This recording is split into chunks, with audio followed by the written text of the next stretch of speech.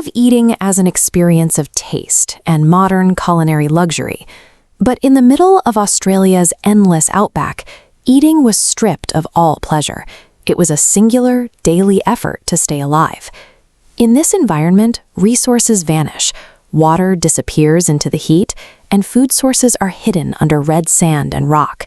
Stranded hundreds of miles from help, standard definitions of food begin to shift.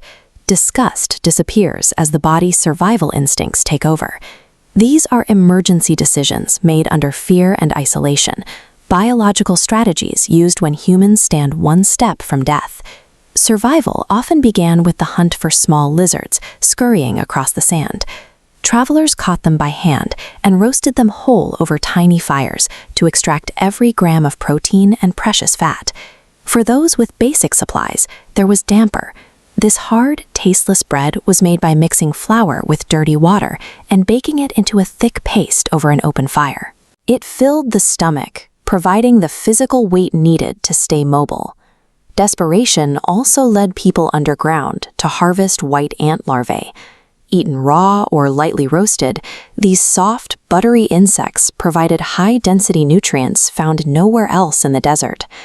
This wasn't random panic. It was the application of ancient survival knowledge passed down for generations, the only way to endure a landscape inherently hostile to human life. Prolonged hunger eventually forces the human brain to override revulsion. When deliveries fail and supplies vanish, the physical need for energy replaces standard logic. During the mining years, workers in isolated camps were completely stranded when supply chains failed. For weeks, they were left to survive on whatever remained. Miners survived by eating salted horse meat that had been stored for too long under the brutal sun. They ignored the sickening smell of decay because the alternative was starvation. Cattle drovers relied on bully beef, canned meat packed with grease and salt to prevent spoilage in the heat. When that was gone, they hunted crows, chewing through tough, dark meat that would be considered unpalatable in any other context. In these camps, cold pragmatism replaced standard revulsion. Disgust became a luxury no one could afford. Even abundance brought its own risks. During the rabbit explosion, families relied heavily on lean wild rabbit, but they suffered from rabbit starvation, a sickness caused by a critical lack of fat and nutritional balance. Others risked death by roasting cane toads. These animals are naturally poisonous. A single mistake in preparing the meat meant immediate poisoning for the person eating it. But the outback's fastest killer is dehydration. Under the baking sun, the search for moisture becomes more urgent than the search for calories. Desperate travelers cut open the carcasses of sun-baked kangaroos, extracting residual fluids from the organs to stay hydrated just a few hours longer. They also consumed witchetty grubs pulled from tree roots. These were eaten alive and raw, providing a vital, simultaneous hit of moisture and protein. At this stage of survival, the line between seeking food and seeking moisture disappears entirely.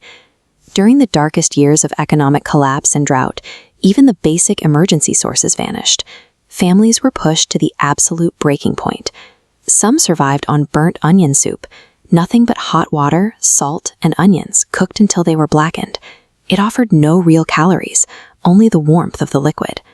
Others scraped the inner bark from trees, crushing it into a paste to swallow. It was a slow, agonizing way to artificially dull the sharp pains of hunger. In extreme cases, people boiled old leather boots and belts, creating a bitter, gelatinous liquid. This diagram shows the stomach walls stretching. Though leather offers 0 calories, the physical sensation of fullness provides mental fortitude to keep moving. When the body is entirely depleted, tricking the mind into believing it has been fed becomes a final mechanism for survival. The absolute bottom of this descent was the consumption of fully rotten, decomposing meat. Stranded workers would carve away the maggot-infested outer layers of spoiled carcasses to eat what was inside, ignoring the horrific smell and swarm of flies. The high risk of disease was a secondary concern. The terror of immediate starvation far outweighed the threat of future sickness.